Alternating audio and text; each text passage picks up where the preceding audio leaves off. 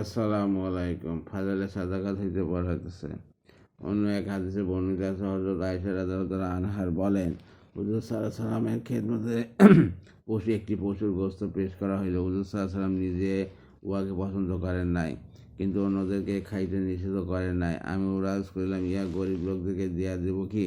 হুজুর সাল্লাল্লাহু আলাইহি সাল্লাম বলিলেন, যে জিনিস নিজে খাওয়া পছন্দ করো না, উহা অন্যদেরকেও দিও না।